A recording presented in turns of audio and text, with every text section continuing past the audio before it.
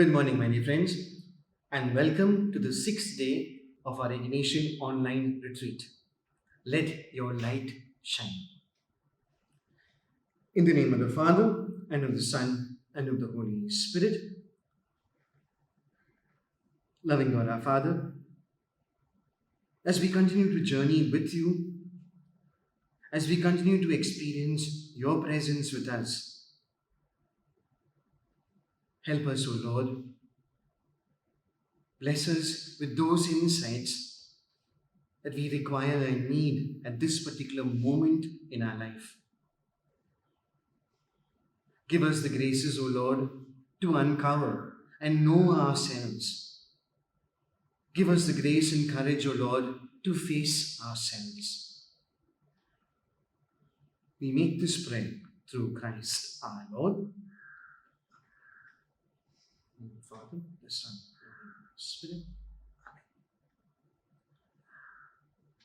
My dear friends, there is this quote by Benjamin Franklin. And the quote reads something like this: "For the want of a nail, the shoe was lost. For the want of a shoe, the horse was lost. For the want of a horse, the rider was lost. For the want of a rider, the battle was lost. For the want of a battle, the kingdom was lost. And all for the want of a horseshoe nail."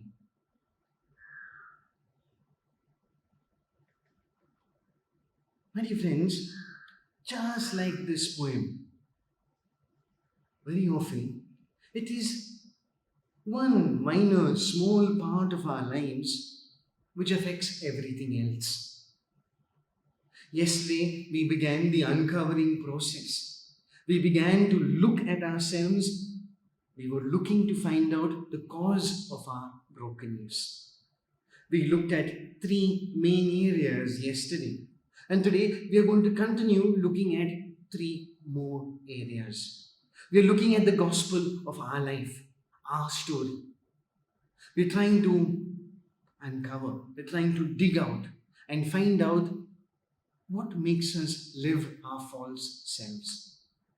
Why do we give up God's grace, our core grace, God's love, and end up living a life which is dominated by our core sin? You remember, my dear friends, St. Ignatius' statement in his Principalum Foundation, where he told us the goal of our life is to praise, revere, and serve God. Everything has been made for us so that we can do this. The one thing which we had to do over there was to ensure that we focused on God. We didn't get waylaid by creatures. That we didn't give more importance to creatures as compared to God. One of the last lines of that principle and foundation is something like this: "Our only desire and our one choice should be this: I want and I choose what better leads to God's deepening His life in me. Our only desire and our one choice should be this: I want and I choose what better leads to God's deepening His life in me." Today, therefore, as we look at these three areas, we're continuing to ask ourselves, what prevents me from making this choice? I know I have to do this, but something within me prevents me from making that choice. Today, the first area which we are going to look at is the area of me, myself, as a feeling person. Check at this particular moment. What are you feeling right now? Happy, sad, bored, tired, frustrated? These are feelings. Very often, we realize that we are acting in a strange way. All of a sudden, I am angry with somebody. I am not in control of myself. I am shouting at somebody, I am yelling. Or if somebody has just come to me and asked me for something very small, I end up yelling, I break into a rage. We are talking here about feelings. Am I aware of what I am feeling at this particular point? Imagine driving along a crowded road. There's bumper to bumper traffic. What happens to me? Am I in control of the situation? Or have my feelings taken control over me? How irritated do I get? How angry do I get? You have heard of road rage. Classic example. Feelings have overtaken us. So, primarily today, my dear friends, the question before us is, am I aware of my feelings? Because if I am not, my behavior is affected by that. My thinking is affected by that. How people deal with me and how I react with people also depends on that. And all my problems, all my sins may be arising from that simple fact that I don't know my own feelings. Can you check today? How many times do you get angry? How many times you yell at somebody? How many times you get irritated? Have a look. Just to see if we are even aware.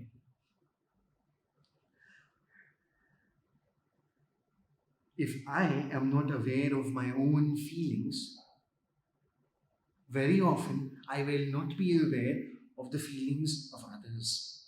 I won't be sensitive to others. So there may be my own colleague, my friend, who is sad for something, and here I will be joking and laughing, totally disregarding my friend's feelings. Or I may be teasing my friend so badly without realizing that he or she is hurt. And then we end up breaking that relationship. So today, check. Am I aware of my feelings? What am I doing with my feelings? There could be an occasion where you are feeling angry, but you have chosen not to express that anger. Sometimes you see people, whenever you look at them, they have a nice big smile on their face. They have a smile. Why? Anything, anytime you meet them, they have a smile on their face. But down, that smile is only a cover up for the anger, for that resentment which is perhaps there. That smile is a cover up, perhaps they're feeling deeply insecure within. Check, therefore, is there a certain consonance? Is there a match between what I feel and what I display? Because otherwise, we have just put one mask on our faces and we are walking around. So the question definitely is there before us. Do I show people who I am? Do I dare to show people what I am genuinely feeling? Or do I have a mask always on my face? How do I communicate feelings? Now, very often, example is something like this. The husband is working in the office. The boss shouts at him. The man is angry with his boss. He comes home. For some reason, he quarrels with his wife and he's angry. He shouts at the wife. The wife, she too has had a very tough day, a busy day. She too is now angry about this and she ends up removing her anger on the child. The child in turn is all now angry. He can't shout at its parents. The husband cannot shout at the boss. The wife cannot shout at the husband. She has removed on the child. The child cannot shout at anybody. Child removes the anger on the dog.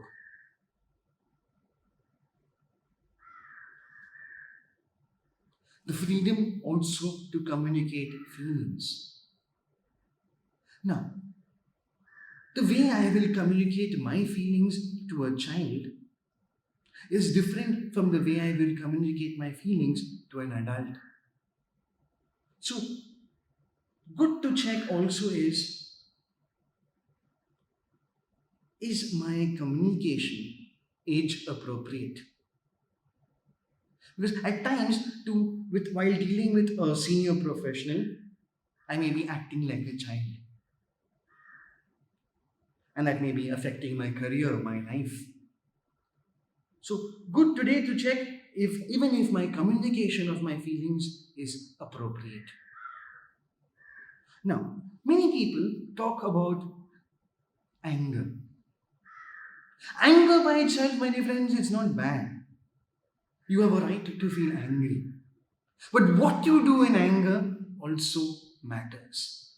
That's where the problem lies. Now, suppose you have a child. A child is about to go and touch the gas stove. The mother sees it. The mother runs forward, shouts at the child for attempting to go and touch the gas stove. The mother also is angry. But what is that cause of that anger? She wants to protect her child. All anger, my dear friends, therefore is not bad. Anger often is bad when it is not proportionate. There is one person, when I'm perhaps traveling or I'm walking, one person by mistake has nudged me. I felt that push. And I then, out of anger, go and push the other person down on the ground. Disproportionate. So this is why also we need to look and see are my feelings proportionate? Or is there a total lack of balance and consistency in that?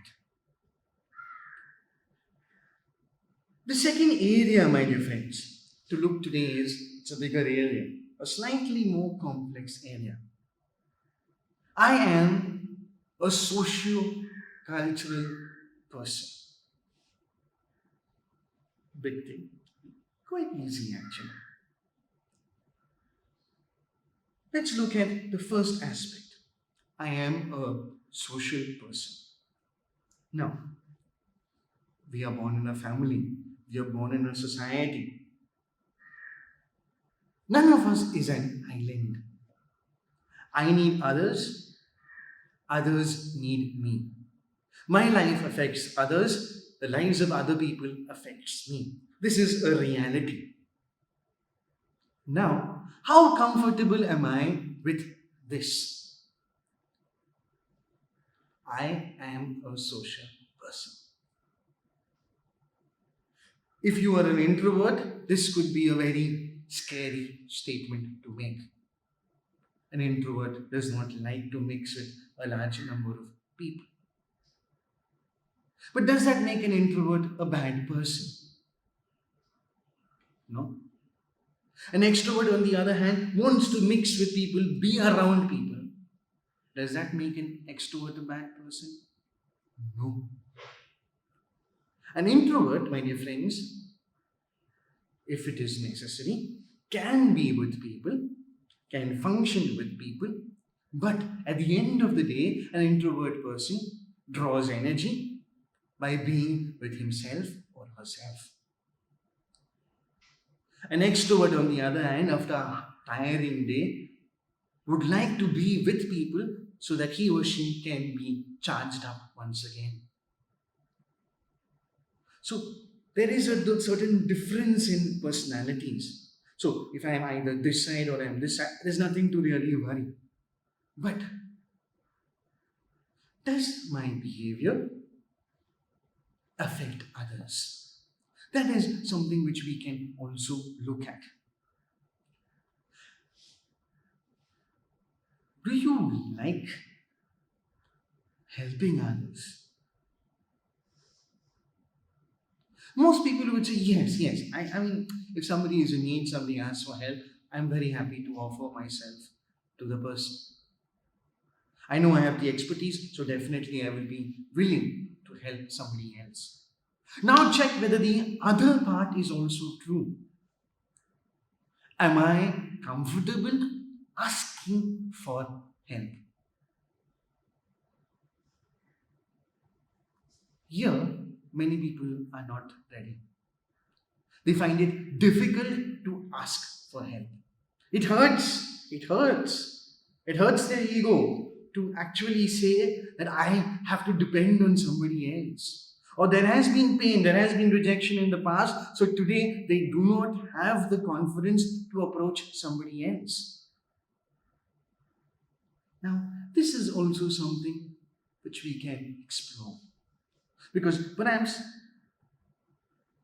many of my sins come from this particular area.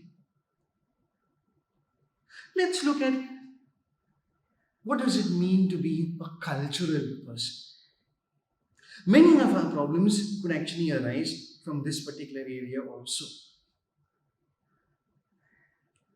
All of us are born in a family. We're born in a particular place, a particular region, a particular time. All this is influenced by culture. My family definitely influenced has its impact on me. I am from India. I am from Mumbai. But I am also a Malayali. My ancestors came from Kerala. So typically, I should have been a Malayali who knows to speak Malayalam, who is totally seeped in that culture. But I was born in Bombay. So for me, a culture from Kerala seems a little bit alien. It seems a little bit strange to me. In Bombay, I live in a cosmopolitan city. Here I'm dealing with people with a large number of different cultural practices and beliefs. What do I do now? People don't have the same culture as me. They believe different things from me. They do things differently from me. What do I do? Am I reactive to these people? Am I saying that my culture is superior and all yours is? Because of a culture, people may have certain mannerisms. They may eat in a particular way, they may speak in a particular way, they may do things in a particular way. And if I find myself getting irritated, there lies the problem. Culture, definitely. Language. We look at English. The way English is spoken all over the world is different. There are different accents, different ways of saying the same thing, different ways of spelling that same word. What if I thought I was the most superior person and I looked down on others? Once again, here is something which we can look at. What happens to me if I'm staying in one place and I travel to another place either for work, or pleasure, or education. When I go to the other place, the culture of that place also impacts me. I'm going to feel strange initially, but I'll have to adapt to that. If I don't adapt to that, again, there are problems. So today, my dear friends, also check if number of my problems are arising from the fact that I have a culture and other people have a different culture. The last area today which we are going to look at is the area of spirituality. I am a spiritual person. Now,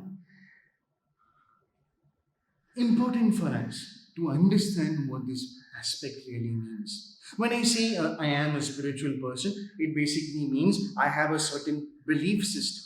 I have a certain value system. There is a certain way I live my life. There is a certain way I do things. What if this is different from that of another person? Now, Jesus calls us to love our enemies. Easy? Not easy. Challenging? Certainly. How is it to be compassionate to somebody?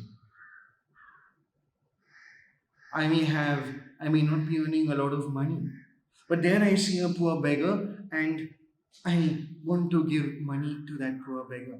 But I know if I give money to that poor beggar, my family will also stand to get affected. Because now we as a family will be deprived of certain resources. But my religion, my spirituality calls me to be compassionate, calls me to be generous. So sometimes number of problems could arise from this particular area. I am compassionate, I am generous, but the other person is not. Should I look down on the other person? So again, spirituality also, my belief system can also cause a lot of problems. So today, my dear friends, check. Spend some time looking at these three areas today. Yesterday, we spoke about our physical self, our intelligent self, our sexual self. Today, we have spoken about the feeling person, a socio-cultural person, and a spiritual person. You may want to use some points of yesterday. You may want to look at the points which are given today. Go ahead, my dear friends. Grapple with this. Check deep down, what is it that God is calling you to do? What is God making you aware of at this particular moment? What is the thing you will now have to do to change your life? Glory be to the Father, and to the Son, and to the Holy Spirit, as it was in the beginning, is now, and ever shall be, world without an end. Amen. The Father, the Son, and the Holy Spirit.